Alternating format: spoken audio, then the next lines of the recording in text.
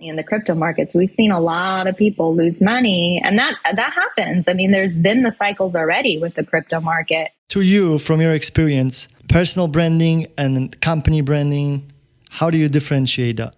You don't need $1 million. Like, I think a lot of people have like these arbitrage numbers, like I want $1 million per year, but they really don't. Like that wouldn't even make them happy. Like they can actually live off of 100,000 and be happy. Welcome to another episode of our podcast, Life Without Purse, Życie bez gruchy in Polish. I need to explain what that means exactly to Brittney, but it's you're definitely not a grucha, which means that you're going outside the box, and we'll talk about it, Brittney. So a special treat that I met in Las Vegas at the Excel conference, and Brittney was giving a talk. After that, we had a chat because the talk was around branding and marketing, and I was very interested in that. So I went and talked to you. But you're a financial advisor, you're a speaker, host, brand ambassador, founder and CEO, and you worked for top brands like Mint, ETrade, CNBC, AirBnB, Zoom, Refinery29, and the list goes on. And more importantly, you've worked with all those firms. You're doing a lot of stuff on social media with one goal in mind, and that is to promote financial literacy, which I think we have a lot of like worker literacy and masters, PhDs and the old school system. But I think people, sometimes you just have to learn, the financial literacy, and then you're going to go ahead with a lot of things that you don't even need from the old school system. But without further ado, Brittney, welcome to the podcast. Thank you so much. What a great intro. Hey, thank you for your time. Appreciate you. That's going to be around 40 minutes. So thank you. I know that you're very, very busy. So let's start with your story. And I heard it like when you gave a talk, you just gave kind of like a short, about you. So if you could maybe repeat to our audience as well, because I know when you were 16, you were in finances and like a finance geek. What did you do then? When I was 16, actually, my dad helped me get my first credit card. And I remember that was like a big deal because I was told to charge my gas money only, and then it would help me build credit. So I think that was probably like my first exposure to the financial world. And, I had a job at that time, so I saved a lot of money. And then I just used my credit card to pay for my gas, and then I paid it off. So it was pretty cool because by the time I graduated college and got my job as a financial advisor, I had a lot of credit available to me because of those 6 years of, just charging something and paying it off in full. So my story was I just got a degree in business economics. I really loved marketing and I loved this idea of business. I studied sports management as a minor as well because I just loved like manage and business. And I took a job as a financial advisor. I had no idea what a financial advisor was. That's the first 5 years after college is where I learned how to do this work, how to do financial planning, get clients, help clients with their money. I learned the business, learned how to market myself. And then after about 5 years, I also learned that there was a lot of restrictions at that first company. And I had this idea like, no, but I want my own version of this financial firm. I want my own business. I wanted more equity because there was this thing that you could build equity in your business, but you had to go to a different kind of platform. It's called an independent platform. So then I left and went to an independent platform, started over, built my business again. And that's around like 2010 is when I started to like do social media marketing, which at that time was like still pretty new, relatively new, especially in finance. I mean, a lot of people, as you saw at Excel, are still not leveraging social media marketing like they could be in the financial space. Nobody pretty much. Like they were like all over you. Everybody was taking photos and they were like, this is so new, and one word that you mentioned. And I was like, what is that one word? And you mentioned compliance. Yes. And there was silence in the room. So yeah, I'll let you carry on. But I have, a few questions. We're gonna break that down. Go for it. After, because you mentioned about the credit score. So like layman like me, I wanna go deeper with you into some of those terminologies, and But carry on with your story for now. Yeah, so I started to find the workarounds to have my social media accounts. And then after a few years at that independent firm, that's when I launched my own RIA, Registered Investment Advisory. And I was 28 years old, had no idea what I was doing. But I just knew I wanted the freedom to do marketing, to work with clients in a way that I saw, to be kind of like appropriate. And at that time, it was kind of like future minded, but even as you saw, like a lot of people still aren't leveraging social media like they could because of compliance, which we'll talk about. Yeah, and then now I focus all my time on the financial literacy side with brand partnerships and speaking. I will be doing insurance again in my company, but I sold my financial planning business in 2020, so that was a nice transition. I had been doing financial planning for years, and I felt like it was time to move on to the next wave, which I love, this, marketing and the financial literacy component. Right. So thank you for an overview and for an intro. We'll now break it down. So one of the terms for the newbie, you mentioned about your first encounter with finances that you remember very vividly, and that was the credit card. And you mentioned about this magical word, which is the credit score. And probably I don't even know what's the definition exactly. Like I have an idea. I have an excellent credit score myself. I'm probably not, why do you need this credit score? What is that? What's, like if you could maybe explain, like how would you explain it to a client, or how would you educate someone on like credit score? So in America, it's very interesting because we have this credit score that really determines a lot for individuals. It determines if you can get a loan to buy a car, to, buy a house, to get a personal loan or a business loan. So they look at your credit score as how trustworthy of a borrower you are. So basically, there's a credit history. That's what we call a credit report that says, okay, here's all the different lines of credit you have under your name. Here's your activity with, those credit lines. Did you pay your bills on time? Did you pay it off? And then based on all of that data, they give you a score. And that score can be 300 to 850. That's the range. And there's different intervals. This interval is a good credit score. Then there's an excellent credit score. So based on your credit score, banks or lenders will say, okay, I'm going to give you X amount of dollars, and here's the interest rate because of your credit score. Now, the better credit score you have, that means you're trustworthy. You'll pay me back, so I'm going to give you a better interest rate, and maybe I'll lend you more money. Now, if you have a bad credit score, I might be a little hesitant. Maybe this person is not going to pay me back, so I'm going to charge them more interest, or I'm not going to give them as much money.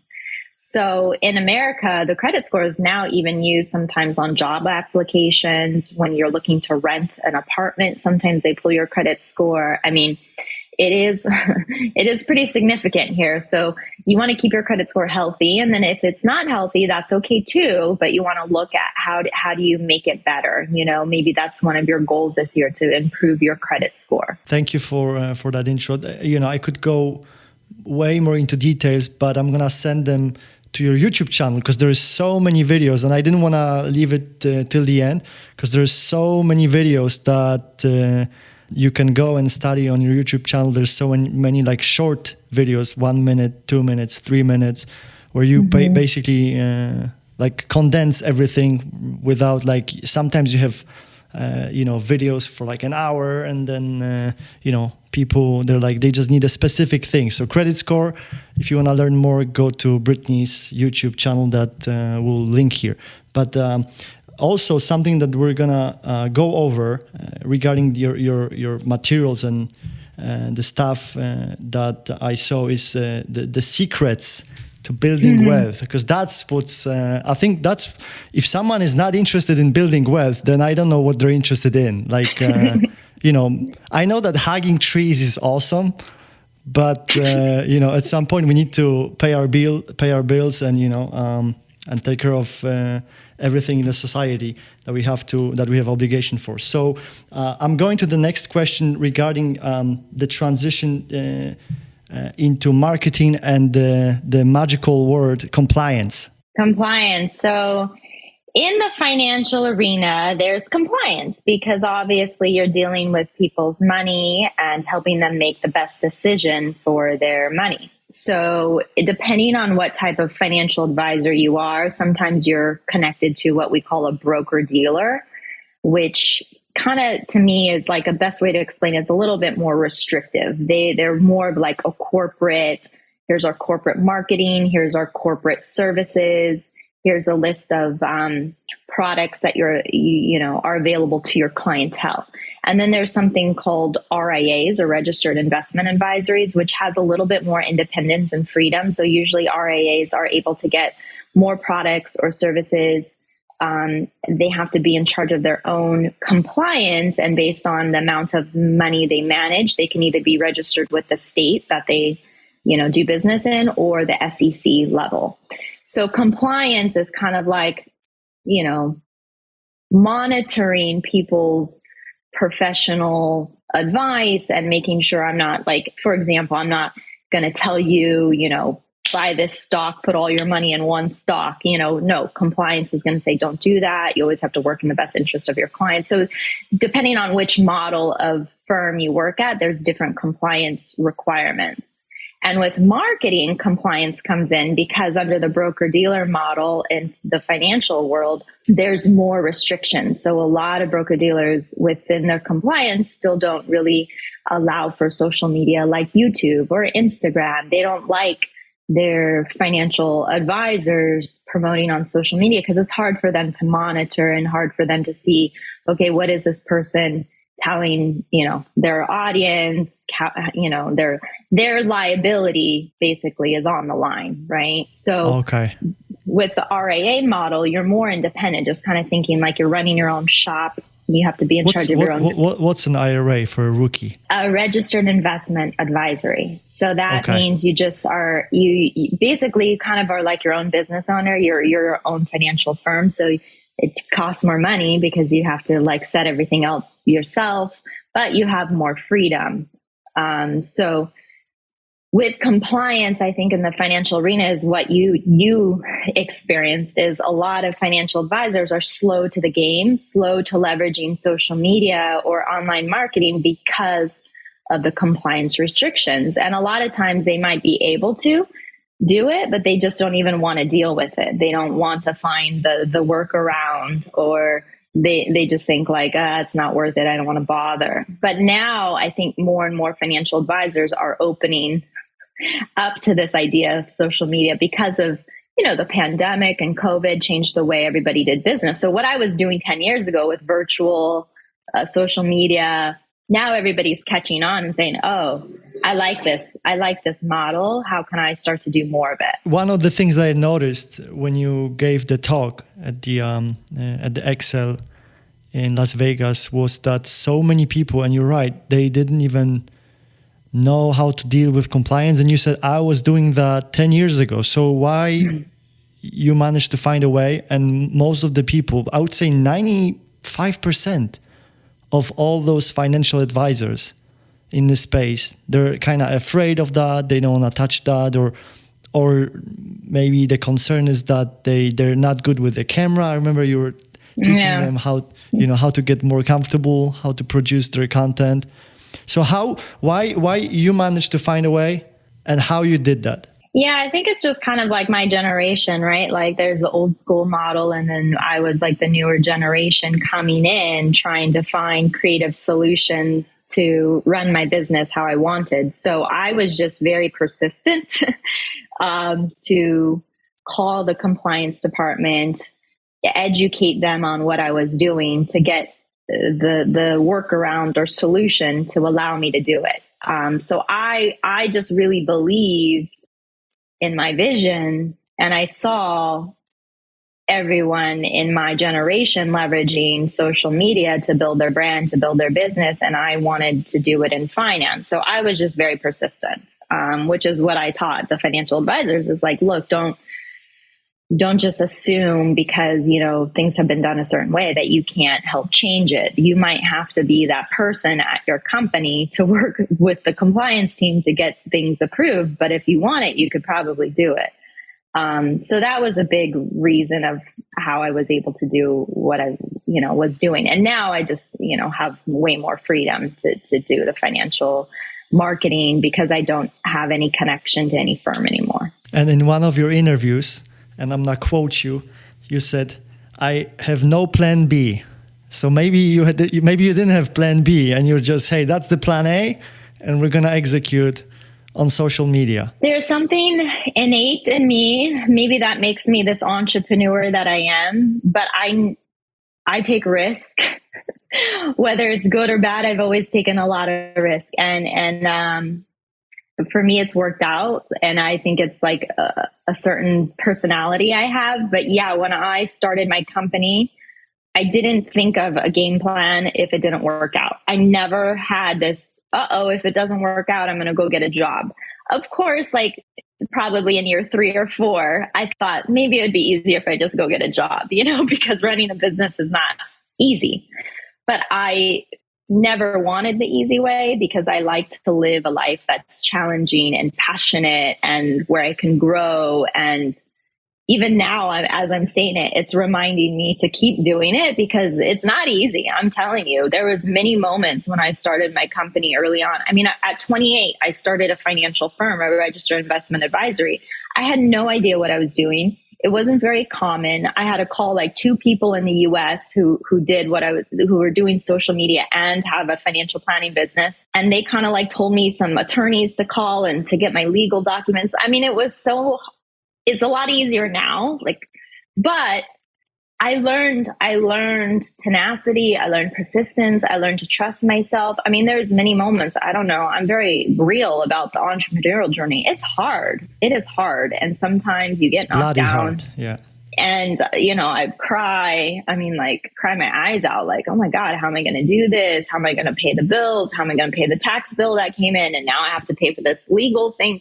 I mean, there's so many expenses that even just show up that you couldn't even have prepared for. And I'm in finance, and I was like, wait, I kind of knew, but you don't know. Like a business is just a whole other game. And so you learn, I think for me, it's just part of who I am and to keep going and to keep being courageous. And I think with finance, especially, there is this element of there's a certain old school model that worked and has worked really well for a lot of these advisors, but they're coming to terms with where we're at in society and realizing, okay, if I want to sustain in the business for the next 20 years, 10 or 20 years, or even just sell my business to the next generation, I have to start doing things to get my business up to modern day life, which is usually like what you do, using a lot of technology. The way I do business now versus 10 years ago, it's like night and day. Even just like life insurance, you could do a life insurance quote for a client, everything online and like on your phone. 10 years ago, that was like a 20-page application, paper application. You have to submit it and then you wait 2 weeks and then you get a call. Like now everything's almost instant. And something I really liked about you is like, even the way you did your business was like instant, and the way you delivered your service, it's like so thank you. On top of things. It's refreshing.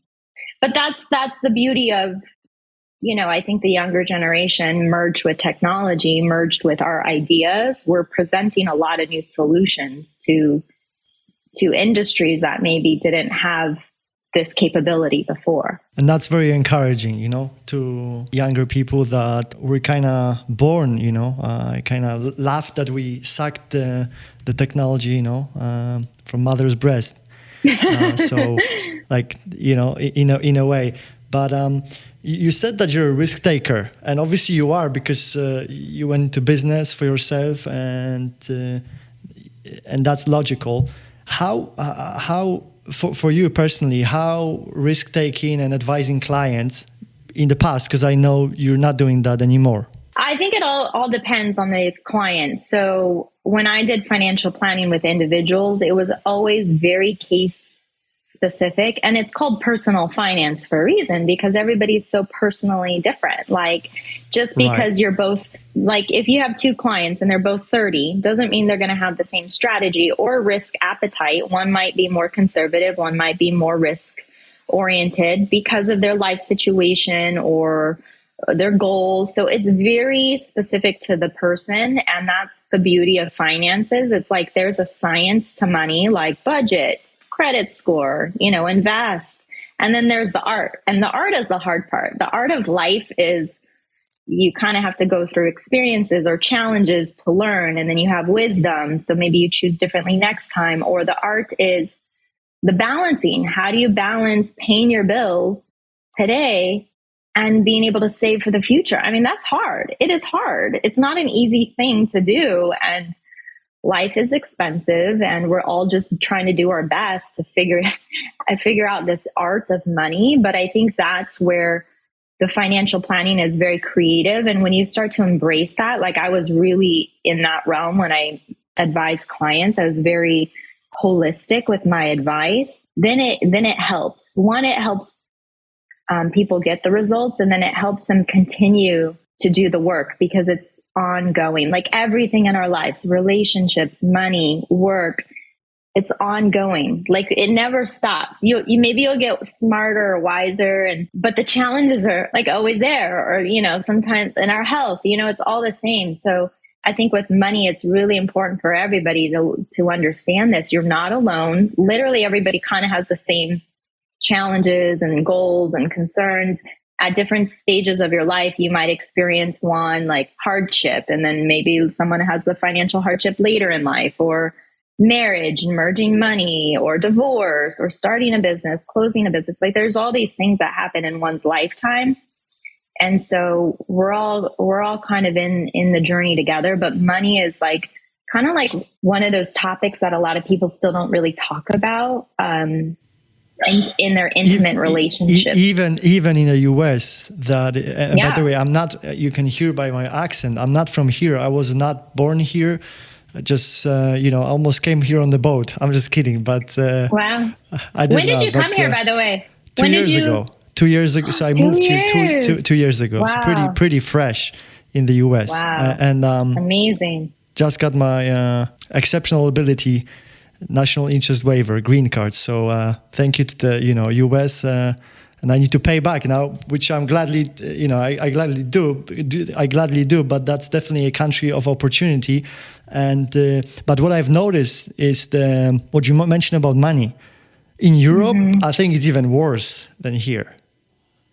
The conversations like money? Like money being, it's obvious that everyone needs that, but sometimes, and again, there's this side to like, tree hugging that I call tree hugging, which is fine, and people want to have this work-life balance.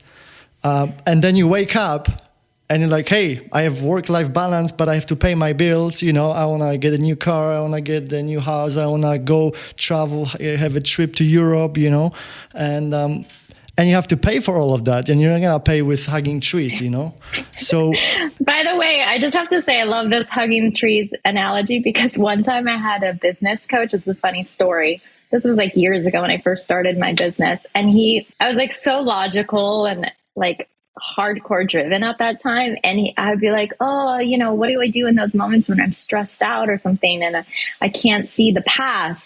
He was like, why don't you go outside and just hug a tree?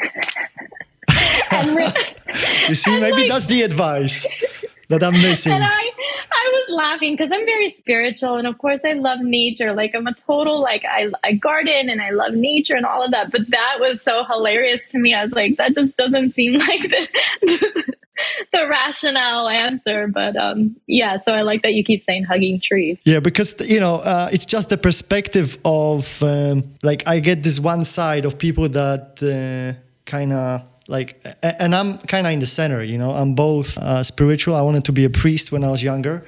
Wow. No way. Really, I want to be a priest, but I like girls too much. So I just say, you know what? I'm not going to be a priest.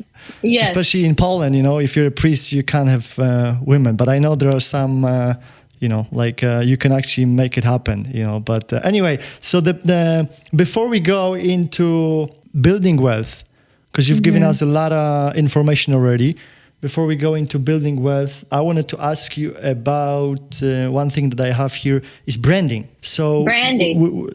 Branding. And then I know you went to, that was in LA. You moved to LA, right? Mm-hmm. Yeah, and I always grew up in LA. How did it start? So how did it start? Because I heard the story before, how you kind of had a teacher or like you went for like a workshop or seminar about branding, and that's where you kind of opened your eyes. Yeah, you watched some stuff. Okay, when I started my firm, I moved to LA when I was 28, and that's when I started the company. And then at that time, there was a workshop. There was, I think, a mentorship program. And there was a woman who specialized in branding and marketing. And I just knew I wanted her to be my mentor. And so I made sure she became my mentor. And then I read a lot of books and studied a lot of things about branding, because at that time that was still new in terms your personal brand, you are your brand, that kind of thing. So I just fell in love with it. I fell in love. So why? What's it mean to you? Like the personal brand and the business brand? I know it's a very broad topic, and then it's a field of study on its own. But to you, from your experience, personal branding and company branding, how do you differentiate that? So, like me, a lot of my branding is intertwined, and I think everybody has to determine, is your company going to be a complete separate brand than you, depending on your industry and your professional career. Sometimes that does make sense. Other times, if you're a realtor or if you're like me, a financial expert, you kind of are your brand. So yes, you want your business to have a strong presence as well, but you kind of are the brand in itself. So everybody's different. And I think that's the cool part about branding. It's okay, are you going to have two separate identities, or are you going to be the one main identity within the brand? And for me, branding is everything. It's, how do you want people to feel when they experience your brand? What is your key messaging? How do you what's your personality with, for example, me with money? Okay, mine's a little spiritual, sometimes funny, not so serious, right? But then it's educational. Right. So there's a combination that fits within my personality and my brand. And then even the color palettes, you obviously get this so well, and I love your service because you took my brand to the whole next level with your service. But even just having the right colors, the right font that visually represents your brand and your personality and how you want that client to feel. It's a language, communication. The language. Yeah, and I think that's kind of the art, right? That we talk about, the art of translating your business, your services through visual elements of a brand, and making sure all of those components are intertwined into your marketing efforts is going to make things a lot easier for you and hopefully successful, because I focused a lot on that in the beginning. And that's where I got a lot of my success with clients, speaking, brand partnerships, because I was just so focused on creating consistent content within the brand that I started to get recognized. It wasn't, in financial world, it's not that hard because everybody's still very old school. So if you have a compelling brand and you're really pushing just consistent content, you're going to get noticed. Very interesting. And the reason I wanted to touch on branding before we go into wealth building was because in the wealth building, I wanted you to, on your example and your secrets, what you've learned, and not secrets anymore, because we're going to hear that here in a while. But I wanted to touch on branding because now that branding is going to go into your wealth building and then your knowledge about finances and your risk taking. So I don't know if that's going to kind of probably, you're going to use that advice. Again, it's not a financial advice. I mean, you're a financial advisor, so we could say that this is kind of Can I say this is a financial advice? This is not a financial advice. No, this is not financial advice. Compliance. It is compliance, exactly. Yes, so I'm learning, So, and I have a coach. I have the best coach, world class. So this is not a financial advice, but we're going to talk about 3 secrets from Brittney on building wealth. And I wanted you to touch on all those big brands, how you got those gigs, those contracts, how you talk to them, because that's branding, marketing, and then sales. And I wanted you kind of to weave in if possible. Absolutely. So the wealth building, I think, is a huge one. Like you said, we're all in some capacity working on that, right? Whether we're aware of it or not, building wealth, getting our finances so we can afford our life. Yeah, it's nice to have a balance and to enjoy your life, but we also have responsibilities as adults and humans. So wealth building, one, is really just, there's a few secrets, but I think one is getting clear on like what is the number? Everybody has an ideal lifestyle, and that is going to cost them a certain amount per year. So the sooner you could kind of get an accurate idea of what that amount is, 100,000, 200,000, 50,000 per year to pay the life that you want, then the sooner you can start to find ways to build that number, whether it's through your income, through a job. Maybe you're going to build a real estate that will pay you some rental income. You're going to build a portfolio in the stock market that eventually can create an income stream to you. So the idea is to get clear on the annual number, right? And everybody's different. You don't need $1 million. I think a lot of people have these arbitrage numbers, I want $1 million per year, but they really don't. That wouldn't even make them happy. They can actually live off of 100,000 and be happy with that number. And I think COVID really changed people's perspective on this a lot for the better, because I think there was a time where we were all just getting lost in social media, got to have the money, got to go travel and, kind of get lost. And yeah, we want to live good lives, but we also need to remember, you sometimes don't need all that to have a good, happy life. So get clear on the number, because the sooner you can figure out what that number is, then the sooner you can find ways to build assets that can create income streams to create it. And then a second secret is just leveraging assets and compounding interest. So compounding interest is just ways to grow your money faster than a savings account. As we know, in America right now, savings rates are really low. So you don't build wealth by having a savings account. You build wealth by investing in equity. So equity would be like the stock market, real estate. Businesses can provide equity because let's say you build a business and then you sell it for a profit. So all of us need to think about, which category do we resonate with first? Which category can we start first? Because sometimes it's easier for individuals to start with the stock market portfolio. Other people really want to start with the real estate. It doesn't matter which one you start with, just start building assets and equity. And then I think the third main secret is just really understand risk and return. So the more risk you take, the more potential return you have. Understand it. And I'm underlying this. Because people, it's funny, we're like, oh, okay, I want to get a 10% return on this investment per year on average, but that's going to take a certain amount of risk, right? A certain amount of volatility is another way to say it. And then we forget, oh, the volatility is happening. Right? So that's when people make mistakes. I don't want it. I'm going to sell. I'm going to get out. It's too volatile. And then they sell and get out. No. You signed up. You said, I want to get this average rate of return. So in order to get that, you should expect a roller coaster like this. So it's really important to understand that before you get in, because when it happens, you're not going to panic. You're not going to make mistakes. You're not going to sell at a loss. You're actually going to say, oh, the stock market's going down right now. Real estate's going down right now. If I can, why don't I buy more? Because I know at some point it's going to come back up. I don't know when, but I know it's going to come back up because that's what it does. It goes up and down, right? It's like life, up and down, up and down. So understanding risk is extremely important to have this success. And it's funny because I'm talking and I'm reminding myself in my own life, because it's very apparent with and finances. I'm doing the same. Yeah, as but you're it's also talking. like life in general. Like it's just in general, like understand the risk, understand there's peaks and valleys. Sometimes you're going to be in the valley, but you can't panic because you know the peak's going to come. So you have to just keep doing the work, keep doing the work. I feel like this a lot is like with business too. You keep doing the work, keep doing the work. And then sometimes from left field, something comes and you're like, oh, I get it now. But you don't know that in the moment. And it's very easy to want to give up in the moment or freak out or make bad decisions, but you can't.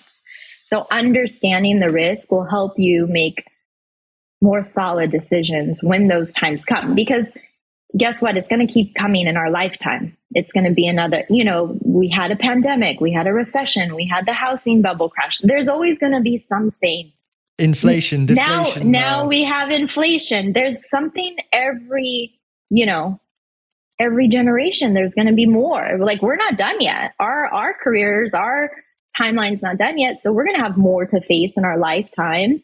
And so we just have to get wiser and wiser every time. So on the second point, leveraging assets, maybe you can give us 1-2 examples how you leverage your brand and how you maybe mention some of the names if you can. That you worked with.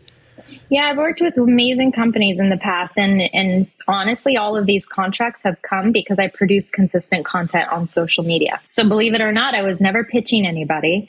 They just, saw a video I did and asked me, So Chase was one.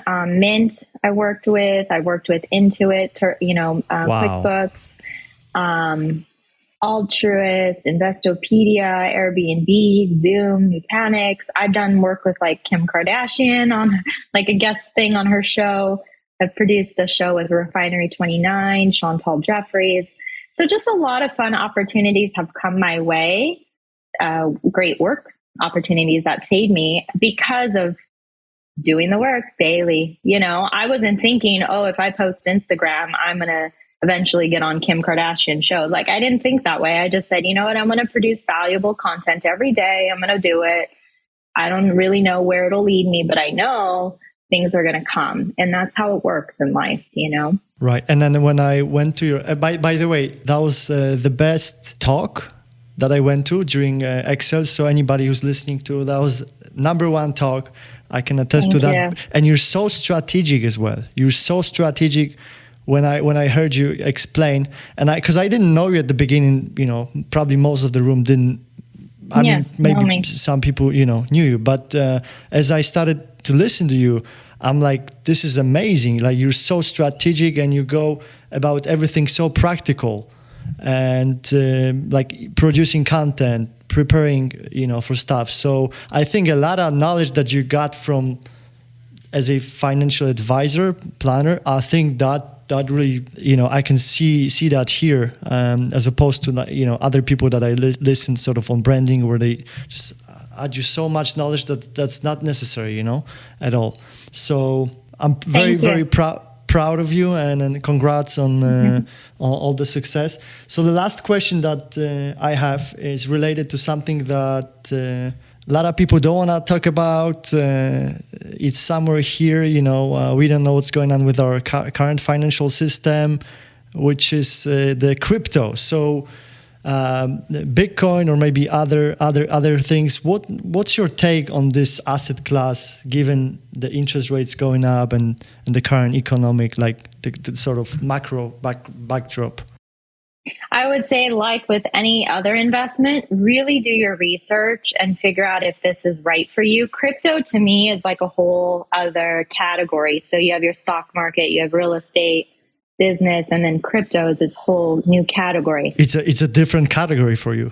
It's a total different category. Yeah, it's a total different category. So I think every individual needs to ask themselves, am I willing to learn about this new category? Am I willing to study and really understand the risk, the potential here? And like anything, there's volatility, there's risk involved. So you have to really do your due diligence to say, if I'm going to invest anything and any investment, what can I expect? Right.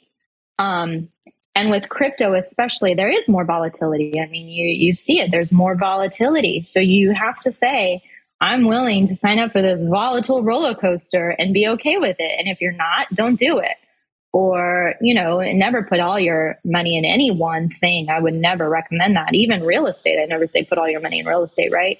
You need to diversify your money. So everybody needs to do their research, start studying, work with a professional to help you, because especially recently in the crypto markets, we've seen a lot of people lose money, and that happens. There's been the cycles already with the crypto market, but maybe people were naive in the beginning thinking, oh, it's going to go up and didn't fully understand that, like with any investment, it goes up and down, up and down. But yeah, with crypto, it's because it's even newer of a whole category in general. So, like think about Bitcoin. It's been around for since 2009. So, it's still relatively very new, just a little over a decade. So you just have to be aware.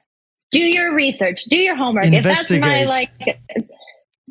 That's my advice to anyone. Just really just do your research and homework and do your best, to make smart decisions for yourself. Amen to that. That's the investigate before you invest, and then keep on doing due diligence all the time. This is, I would say this is a wrap up. And so with that in mind, any final thoughts from you? And also, where do people go other than your YouTube channel that I mentioned? Where do people go to find you? BrittneyCastro.com or BrittneyCastro.me, and get all my information and all my different links to, my YouTube channel. I have a few online courses to teach money. And you'll just see what I'm up to. I'm always launching something new. That's part of being a business owner, right? Constantly creating or making our services better and better. So yeah, definitely follow me. Awesome. Brittney, thank you for your time. We're going to link Thank you, Marcin. BrittneyCastro.com, BrittneyCastro.me. We're going to put it here as well. And I highly recommend you guys go and check some YouTube videos, check your social media, and start to get to know an upcoming star in the upcoming entrepreneur / media public person, or no? How would you? Yeah. How do you see yourself going forward? Very similar, like financial experts, speaker, brand ambassador is usually what I say these days. Awesome. You're awesome, Brittney. Appreciate you. You're awesome. Thanks for having me. This was great. Thank you. Bye-bye. Take care. Bye. Życie bez gruchy. Jedyny życiowy podcast w Polsce stworzony dla geeków.